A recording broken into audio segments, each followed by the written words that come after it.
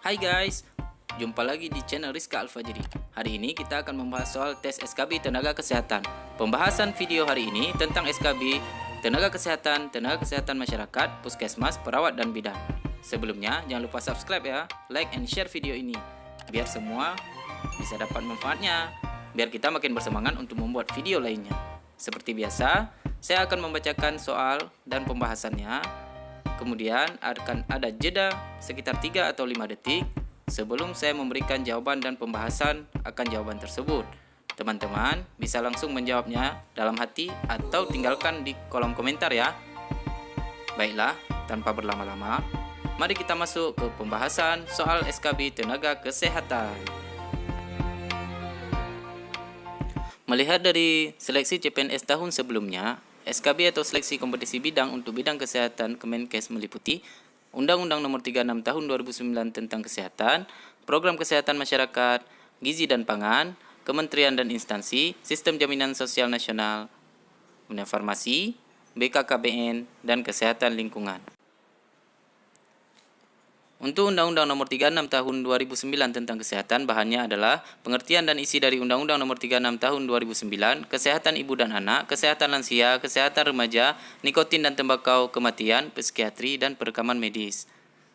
Selanjutnya, untuk program kesehatan masyarakat, yang pertama adalah pos persalinan desa, pos kesehatan desa, standarisasi pelayanan minimal puskesmas, PKM rawat inap, pos pelayanan terpadu, puskesmas pundet, gerakan siang ibu, suami siaga, ASI eksklusif, dan pos bindu PTM.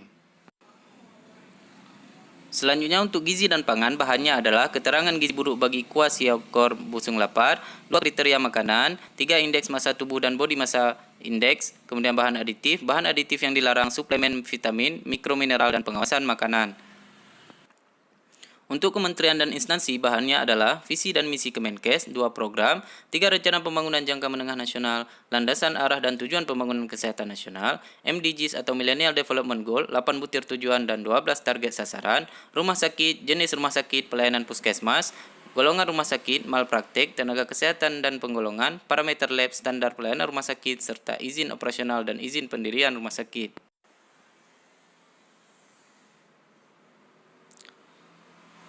Selanjutnya, untuk sistem jaminan nasional, bahannya adalah Dasar Hukum SJSN, Undang-Undang Nomor 40 Tahun 2004, BPJS Kesehatan dan Ketenagakerjaan, PT Askes dan Jamsostek, penerima bantuan iuran, peserta BPJS Mandiri Perusahaan dan PBI, pelayanan yang tidak dihitung BPJS, asuransi jasara harja, pelayanan gawat darurat bagi pasien JKN, cost of benefit antara BPJS Kesehatan dengan asuransi. Selanjutnya farmasi, yaitu yang pertama imunitas dan vaksin, nama, jenis, dan manfaat.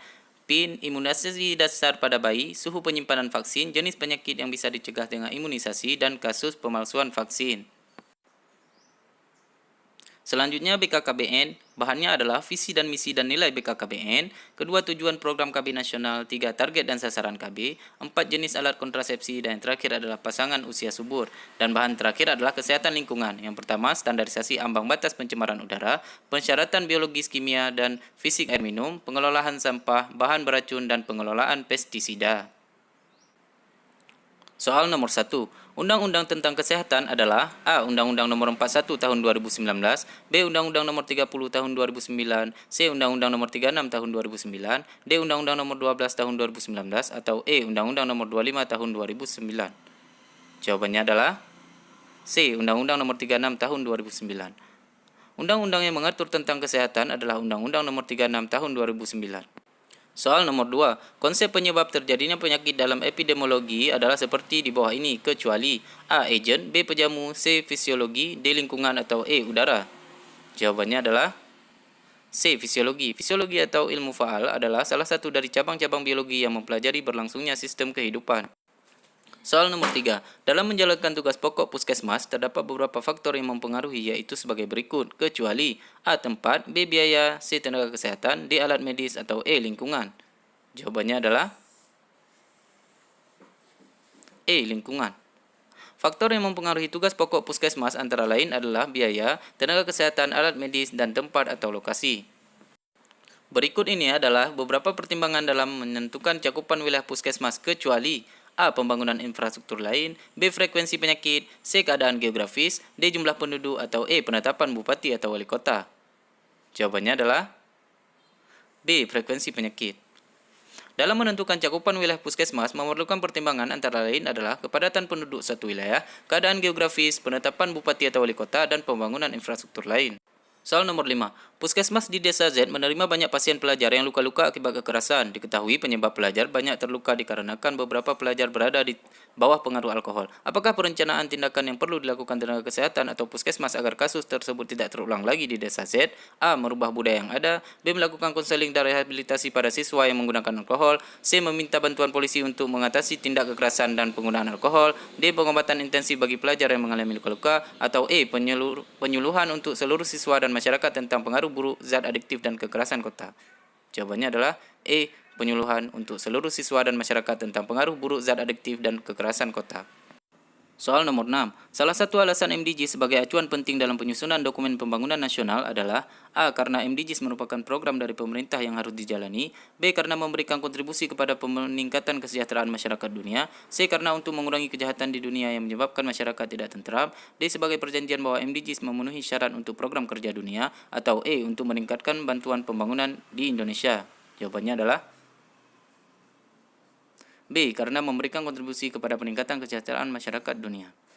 Salah satu alasan MDGs sebagai acuan penting dalam penyusunan dokumen pembangunan nasional adalah untuk memberikan kontribusi kepada peningkatan kesejahteraan masyarakat dunia.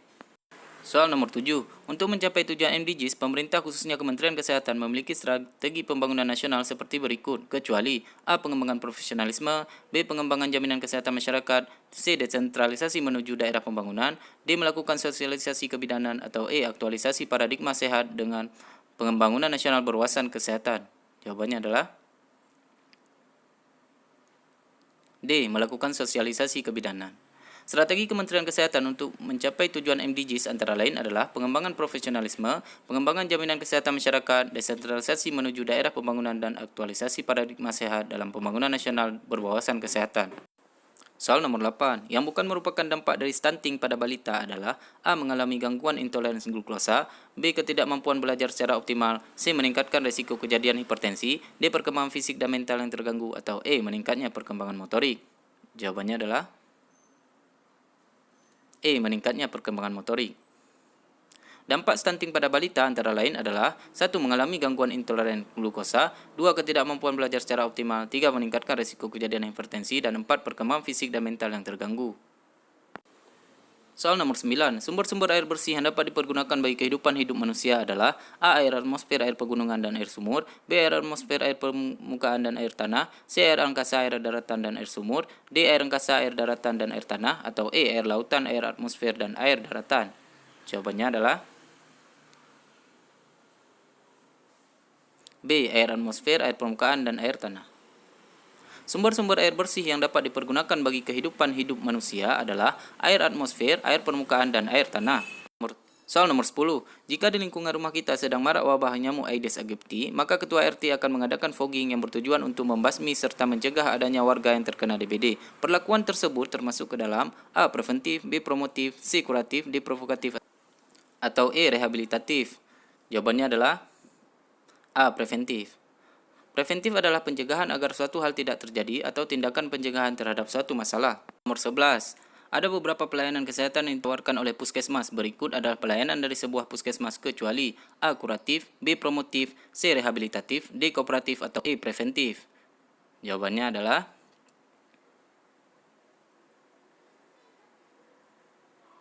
D. Kooperatif. Pelayanan yang diberikan puskesmas antara lain adalah kuratif, contohnya pengobatan, promotif, contohnya peningkatan kesehatan, rehabilitatif, contohnya pemulihan kesehatan, dan preventif atau usaha pencegahan.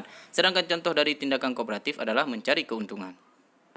Soal nomor 12. Sehat itu adalah dapat diartikan bahwa suatu keadaan yang sempurna baik secara fisik, mental, dan sosial, serta tidak hanya bebas dari penyakit atau kelemahan. Definisi di atas merupakan definisi sehat menurut A. President Commission of Health Nation State, B. Undang-Undang Nomor 27 Tahun 1996 tentang Kesehatan, C. Pengertian sehat secara luas, D. WHO, atau E. Menteri Kesehatan. Jawabannya adalah D. WHO. Menurut WHO, sehat dapat diartikan bahwa suatu keadaan yang sempurna baik secara fisik dan mental dan sosial serta tidak hanya bebas dari penyakit dan kelemahan. Soal nomor 13. Sampah juga dapat mempengaruhi mutu air tanah. Untuk menghindari kontaminasi sampah pada air tanah, sampah dapat diolah dengan cara A. Sipage speed, B. Chispol, C. Septic tank, D. Composting, atau E. Semua salah. Jawabannya adalah D. Composting. Composting adalah proses merubah sampah menjadi kompos dengan cara alami atau campur tangan manusia. Soal nomor 14. Promosi kesehatan merupakan program pelayanan puskesmas dengan salah satu kegiatannya yaitu A. Pencegahan penyakit, B. Pembagian makanan bergizi, C. Rujukan, D. Penyuluhan, atau E. Pengawasan saluran pembuangan air. Jawabannya adalah D. Penyuluhan. Penyuluhan merupakan salah satu dari promkes atau promosi kesehatan yang biasa dilakukan oleh puskesmas. Soal nomor 15. Suatu standar dengan batas-batas tertentu untuk mengukur kinerja penyelenggaraan kewenangan wajib daerah yang berkaitan dengan pelayanan dasar kepada masyarakat yang mencakup jenis pelayanan, indikator dan nilai atau benchmarks adalah pengertian dari A. Standar pelayanan minimal, B. Promosi kesehatan, C. Pencegahan penyakit menular, D. Posyandu, atau E. Pengertian K3. Jawabannya adalah A. Standar pelayanan minimal. Standar pelayanan minimal adalah suatu standar dengan batas-batas tertentu untuk mengukur kinerja penyelenggaraan kewenangan wajib daerah yang berkaitan dengan pelayanan dasar kepada masyarakat yang mencakup jenis pelayanan, indikator, dan nilai atau benchmarks. Demikian soal hari ini, semoga bermanfaat bagi teman-teman semua. Dan bagi teman-teman yang mau request, silahkan tinggalkan pesan di komentar. Jangan lupa subscribe channel ini biar kami makin semangat untuk membuat konten-konten lainnya. Terima kasih, sampai jumpa di video berikutnya.